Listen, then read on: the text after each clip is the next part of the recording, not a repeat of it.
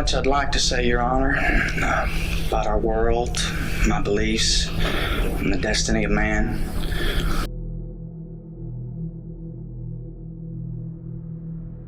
Bienvenido al canal Misterios de la Mente.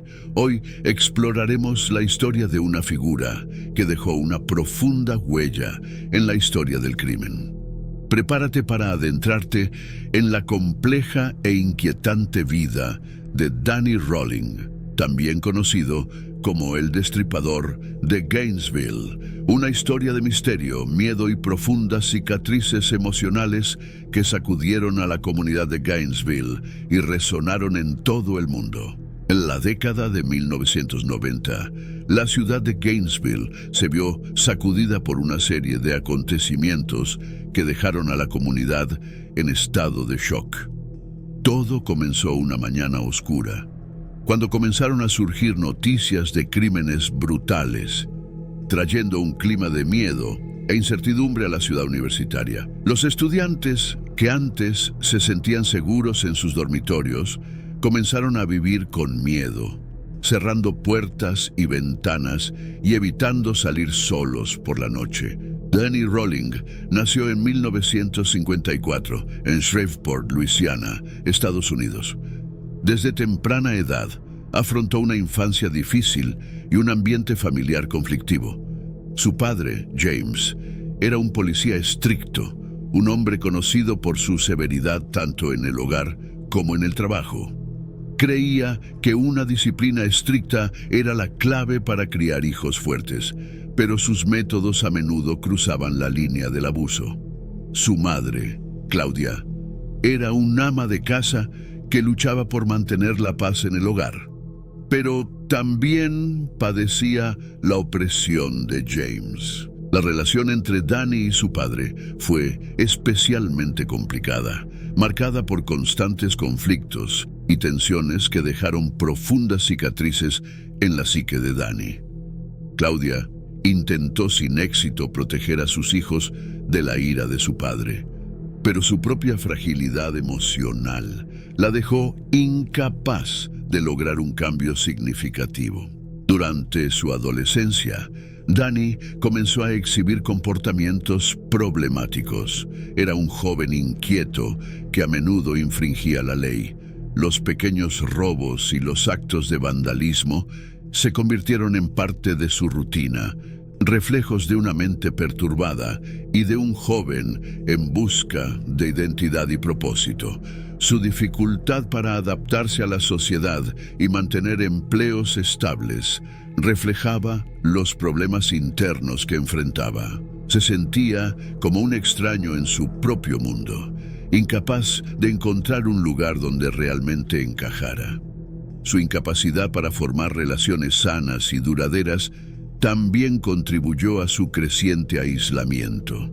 Danny intentó encontrar refugio en actividades creativas, como la música, pero estos esfuerzos fueron insuficientes para lidiar con el profundo trauma que cargaba. La década de 1990 sacó a la luz los acontecimientos que verdaderamente marcarían su vida y la ciudad de Gainesville. En poco tiempo, una serie de crímenes conmocionaron a la comunidad, trayendo miedo e incertidumbre. Los detalles de los crímenes fueron inquietantes y la brutalidad de los actos cometidos dejó a todos en alerta. Los medios cubrieron extensamente los hechos y cada nuevo detalle aumenta la presión sobre las autoridades para encontrar al responsable. La investigación policial fue intensa, con equipos trabajando incansablemente para resolver el caso y llevar la paz a la asustada comunidad. La colaboración entre diferentes departamentos de policía y el uso de nuevas tecnologías forenses fueron cruciales para avanzar en las investigaciones. Finalmente, Danny fue capturado. Su arresto le produjo cierto alivio, pero también reveló la complejidad de su mente. Durante el juicio, salieron a la luz detalles inquietantes sobre su vida y sus motivaciones. Resultó que Danny había sufrido abuso físico y psicológico desde la infancia, y estos traumas habían moldeado su visión del mundo y sus acciones. Los psicólogos que testificaron en el juicio describieron a Danny como un individuo profundamente perturbado, cuyas acciones fueron la triste culminación de años de sufrimiento y trastorno mental. Los informes psiquiátricos indicaron que padecía trastornos de personalidad, incluidos rasgos de psicopatía, lo que agravaba su incapacidad para sentir empatía y remordimiento. Danny fue declarado culpable y recibió la pena máxima.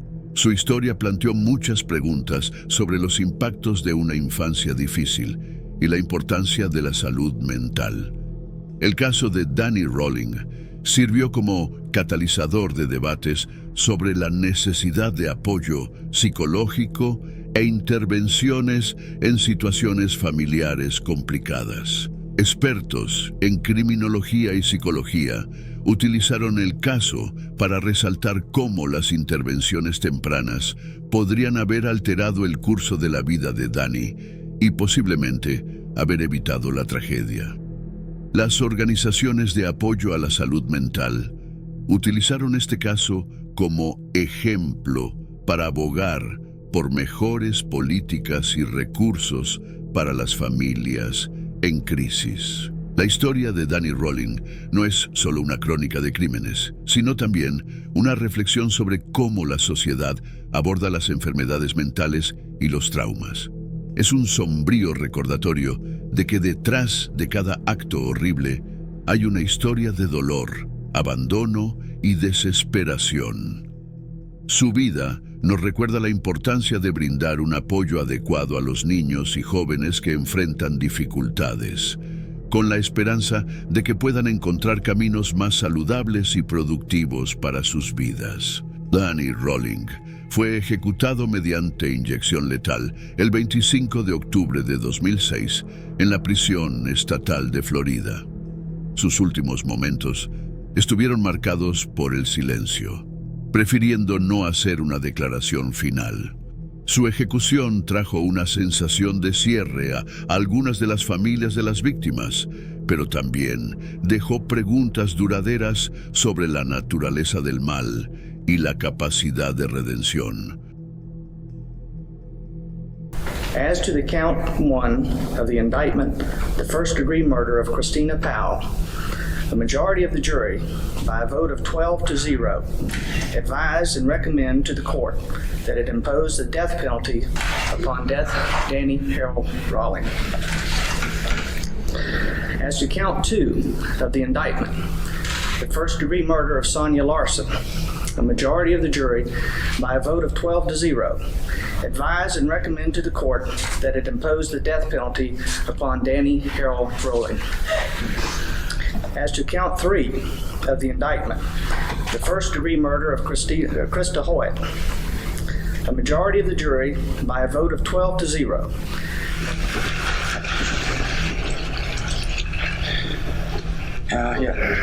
Yes, sir.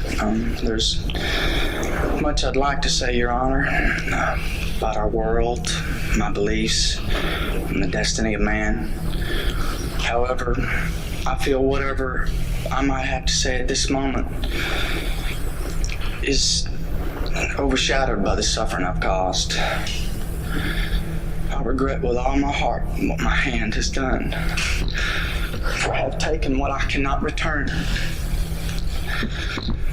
If only I could bend back the hands on that ageless clock and change the past.